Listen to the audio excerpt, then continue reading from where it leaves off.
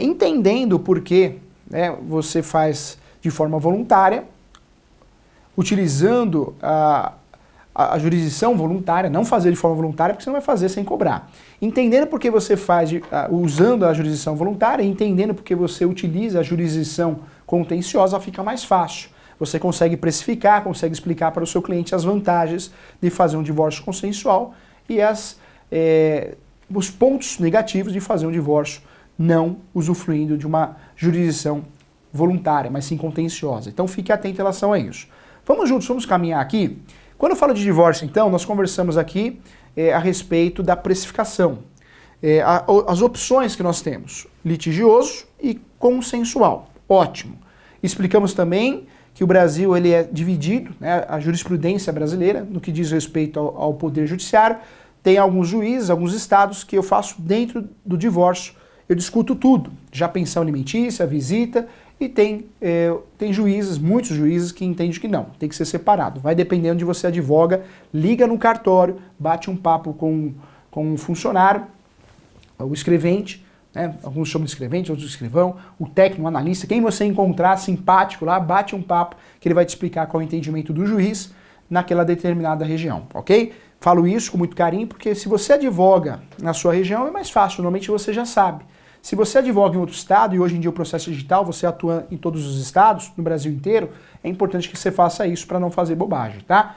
E mesmo você que está nos assistindo, que vai fazer a primeira ação de divórcio, as primeiras, vale a pena você fazer isso sim, porque pode ser que esse juiz mudou de opinião. Acontece, nós sabemos disso, tá? Vale a pena você fazer essa ligação, caso, né, você não consiga ir até o fórum. Se puder ir até o fórum, melhor ainda. Quando você atua em outro estado, não dá para fazer isso, o custo. Então liga lá, vai dar certo sim. Eu costumo dizer, eu brinco muito com essa situação, se você vê que o atendimento é muito ruim, imita um padre, imita uma madre, não é isso? E aí fala, Deus te abençoe, meu filho, você vai ser super, mega, hiper bem atendido, tá bom? Vamos lá, vamos juntos aqui, brincadeiras à parte. Não dá para atuar numa ação de divórcio sem fazer um contrato de honorários escrito, hein? Contrato de honorários escrito, ok? Sempre. Ficha cadastral. Veja se o seu cliente tem a possibilidade de pedir a justiça gratuita. Se você vê que ele é um empresário, não tem necessidade de pedir justiça gratuita, nem peça, né? Isso atrasa o processo. Se você vê que ele precisa de justiça gratuita e realmente necessita, faz assinar a declaração de pobreza, tá bom? Documentos, hein? Quais são os documentos na ação de divórcio? Professor, quais são os documentos que eu vou usufruir na ação de divórcio? Quando eu falo da ação de divórcio, nós temos documentos importantes, né? Obrigatórios. Primeiro documento, sim, é a certidão de casamento.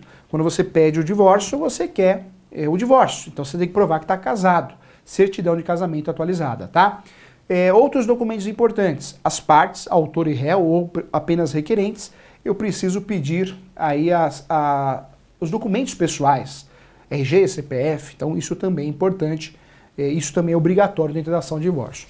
Lembra você, se tem filhos, tem que ir os documentos dos filhos, hein? A certidão de nascimento e se já tiver o RG, que já conste o CPF, inclusive, tá bom? Tem filhos, tem que constar. Professor, nesse divórcio tem bens, então o documento do imóvel, hein? Seja posse ou seja propriedade. Propriedade é o nome do seu cliente no registro de imóveis. Qualquer outra coisa que ele tenha, contrato de gaveta, carta de matação, carta de adjudicação, escritura pública não registrada, é posse. Então você também vai juntar documentos que provem essa posse, tá? Tudo que seja propriedade ou posse, e também não vamos esquecer dos bens móveis, carro, moto, tudo que você tenha documento vai juntar. Tem dinheiro na conta, então o extrato. Se não tiver a possibilidade de juntar o extrato, junta lá a agência e conta e peça nessa ação de divórcio para que esse juiz oficie o banco, para que ele possa apresentar o extrato, o valor, para que seja feita a partilha, a divisão nesse divórcio, tá? Isso é muito importante. Vamos juntos aqui, quero tratar com você também, além dessa situação aqui inicial do divórcio, verifique também se o seu cliente possui, né, outras contas. Isso é importante, hein? Por quê?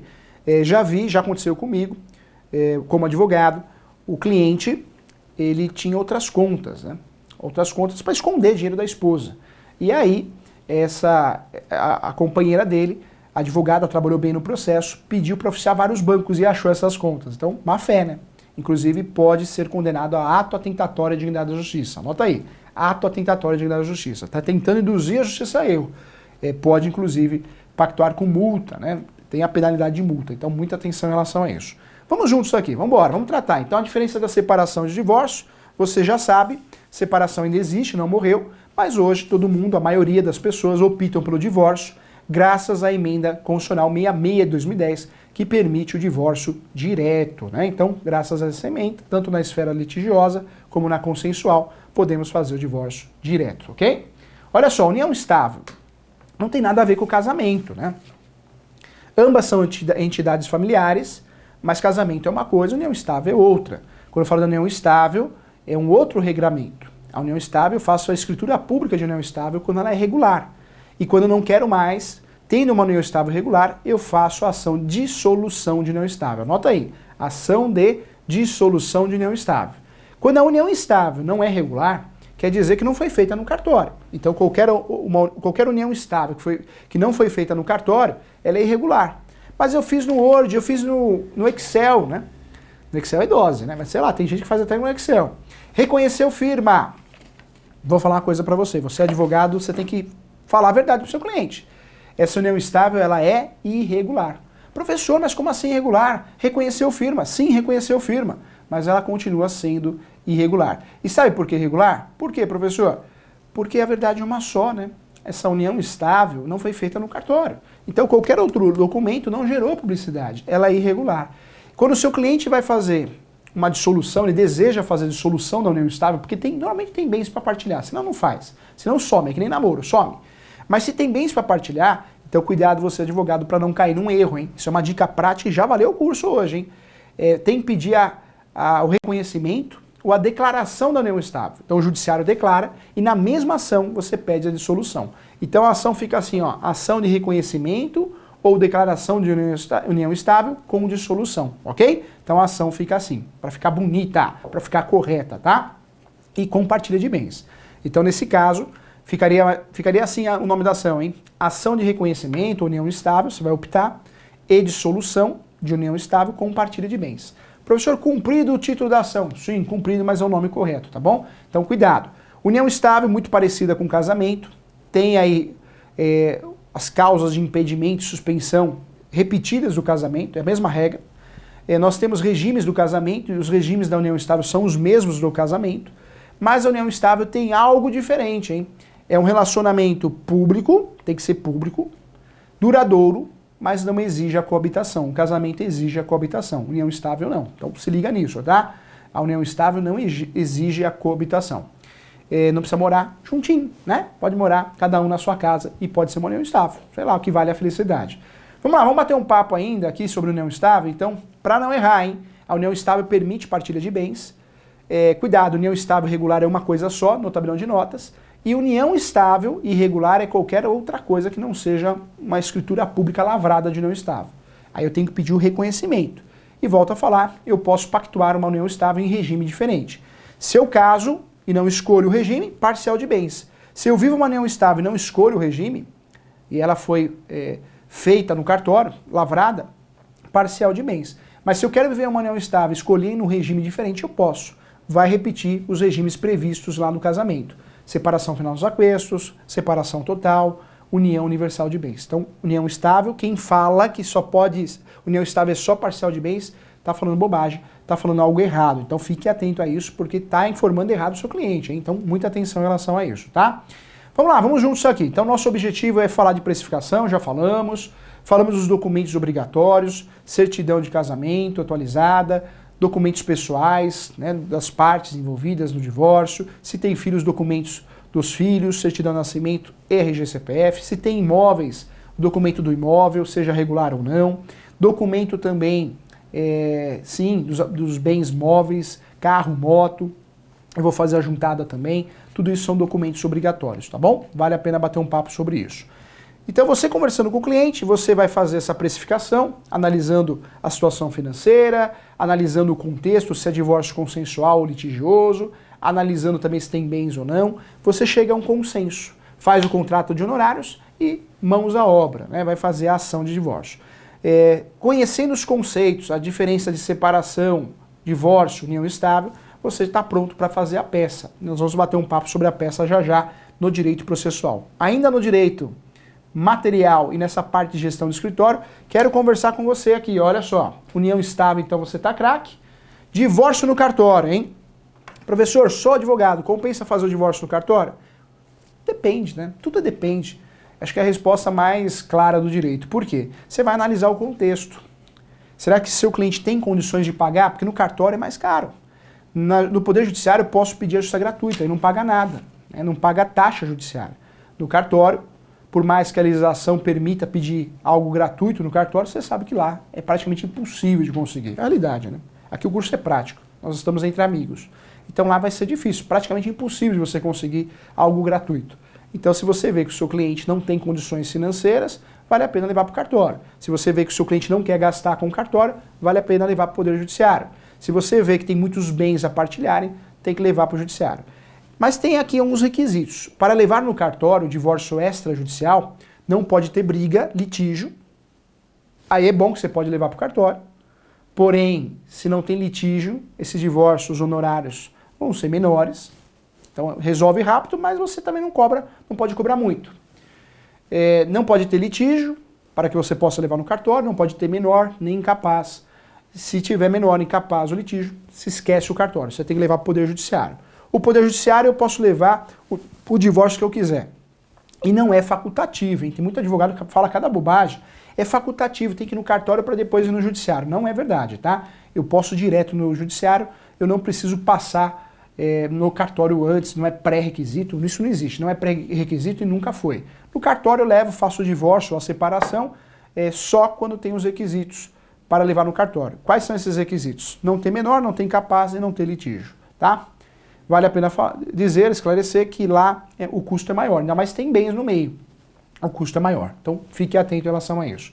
Vamos caminhar então, ó, no cartório é uma opção sua, hein?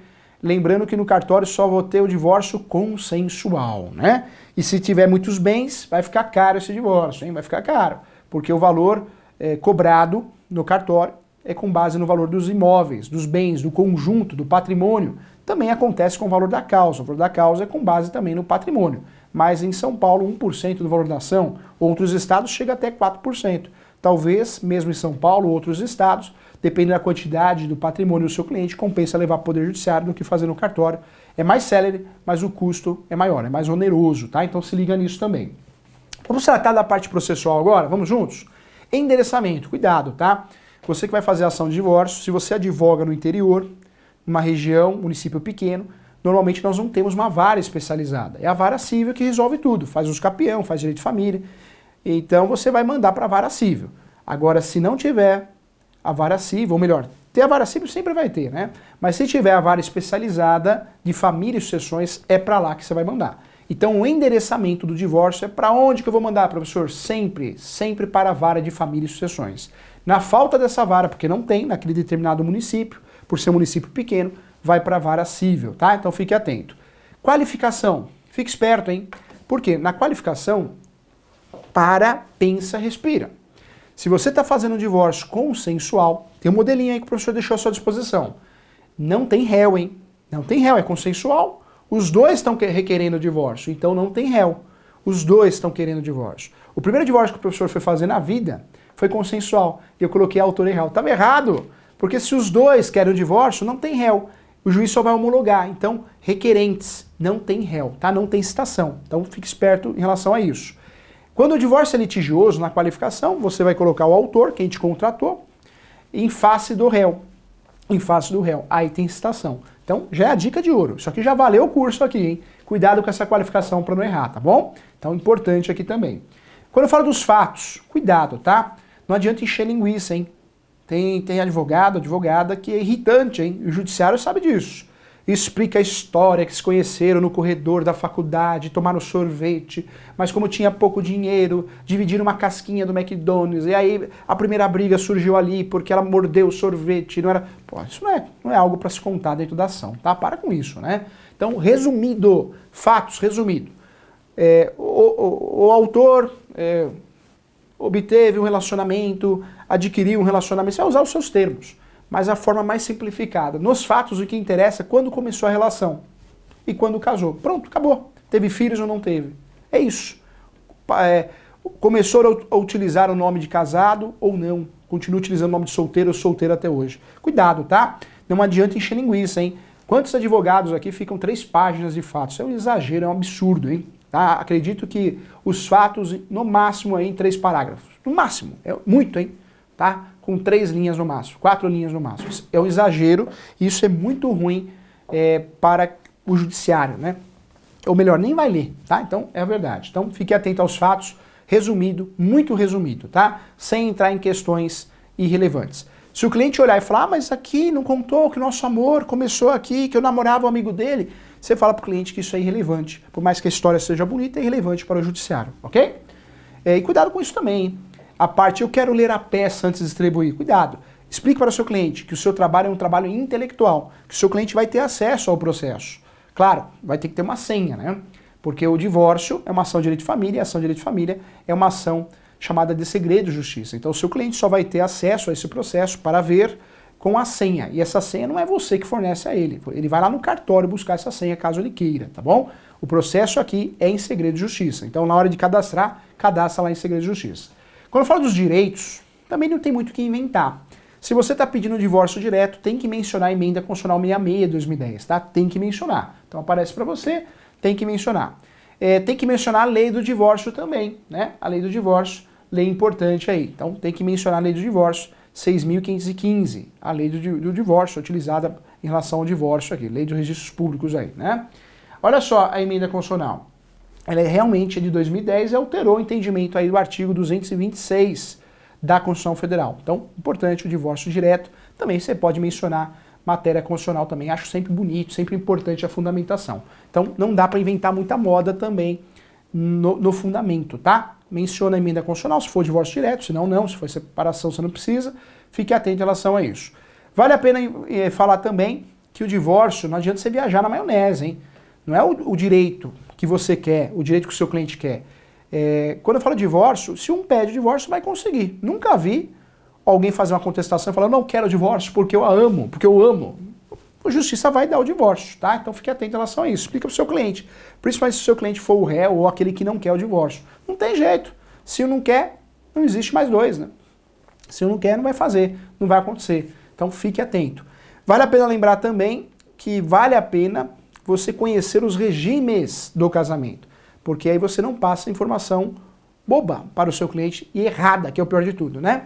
Vamos lá. Regime de casamento, são 4, hein? Parcial de bens, casou, fica com o regime automático, parcial de bens. Se quiser escolher um regime diferente, vai ter que fazer o pacto antinupcial. E aí tem três regimes para escolher. Separação final nos aquestos, um verdadeiro contrato. Você pode determinar bens que vão ser comunicados, unidos ou não. Né? Então é um verdadeiro contrato, pouca gente usa, muito jogador de futebol, artista, que utiliza esse regime, separação final nos aquestos. O segundo regime, sim, é mais utilizado, feito através de pacto antinupcial, que é a separação total de bens. Muitos artistas, empresários fazem sim, utilizam esse regime, principalmente quem casa depois dos 35, 40 anos, já fez um patrimônio, não quer se envolver em encrenca, em briga, então já casa nesse regime. E existe aquele regime do casal totalmente apaixonado, que é o de união universal de bens. Vai misturar tudo. Lembrando que doação e herança não comunica. Doação e herança não comunica, tá? Então fique atento em relação a isso. Cuidado, aqui nós estamos falando de divórcio, hein? Mas existe a ação de nulidade de casamento. Por que muita gente faz essa ação? Tem que ter um vício grave, talvez um casamento putativo, você acha que casou e não casou, e pede a nulidade do casamento para que você volte ao estado anterior, que seria ao solteiro, regime solteiro. O casamento jamais vai falar para o seu cliente que ele vai voltar ao estado anterior. É sempre divorciado. Quando você casa, nunca mais solteiro você será, né? O regime de casamento. Será divorciado, tá bom?